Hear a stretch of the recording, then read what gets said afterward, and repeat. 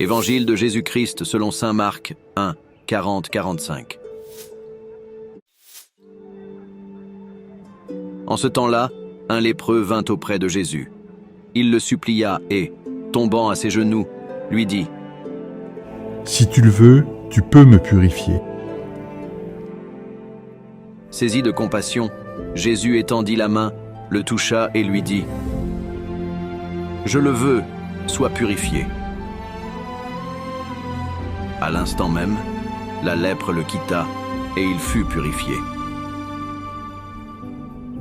Avec fermeté, Jésus le renvoya aussitôt en lui disant : « Attention, ne dis rien à personne, mais va te montrer au prêtre, et donne pour ta purification ce que Moïse a prescrit dans la loi.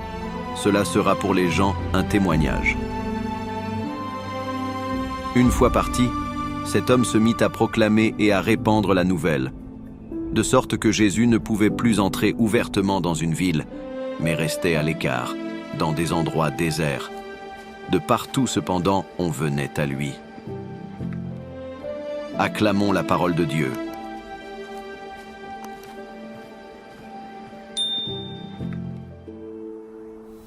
La vie est ainsi faite qu'il peut arriver de nous forger une carapace, de nous mettre des protections pour ne pas nous laisser envahir, submerger. Mais prenons garde qu'elle ne soit pas trop hermétique. Je dis cela parce que l'Évangile nous dit que Jésus est saisi de compassion.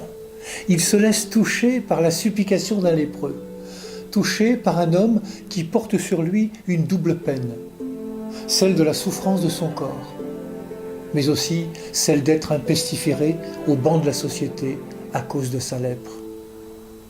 Jésus s'identifie au lépreux, en sorte que lui-même est un lépreux.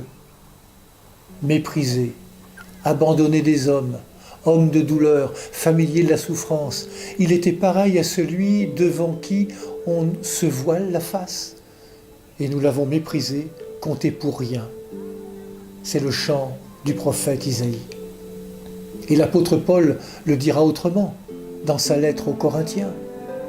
Celui qui n'a pas connu le péché, Dieu l'a pour nous identifié au péché, afin qu'en lui, nous devenions justes de la justice même de Dieu.